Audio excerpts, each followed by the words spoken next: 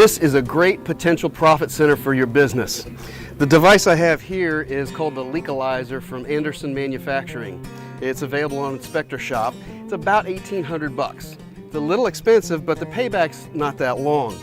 This is basically a glorified bucket test. Inside the cylinder is some sensitive electronics that will detect water loss down to 1/10,000th of an inch.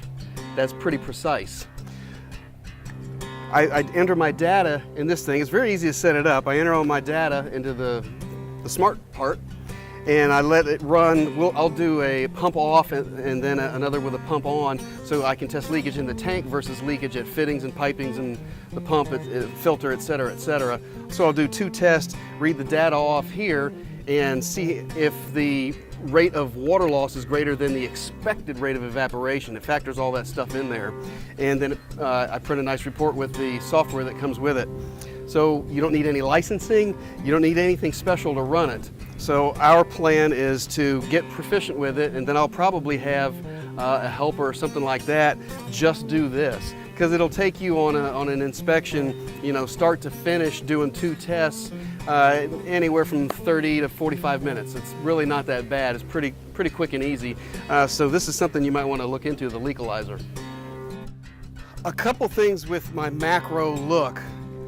I want to look at the water level here. When they construct the pool, they typically use a water level. Water will find its own horizon, and that's how they know where to put the tile. So it's usually dead on. If you're looking at the water level and it's at the bottom of the tile on that side and it's 3 inches up the tile on that side, we might have a significant issue. So you definitely got to look and watch your water levels in here. The other big thing that could cost you is what's the condition of the pool shell. In Central Florida here, an exposed aggregate finish is what we typically use.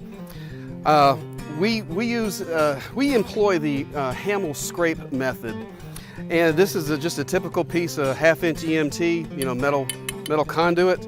And I'm not going to gouge or the side or anything like that, but I'll run the pole down the side. It's real hard to see on this pool. It's murky right now, but you get what I'm saying. We'll run it back and forth, and if that exposed aggregate falls off, I know I've got a deteriorated condition on the shell, and it probably has a limited life.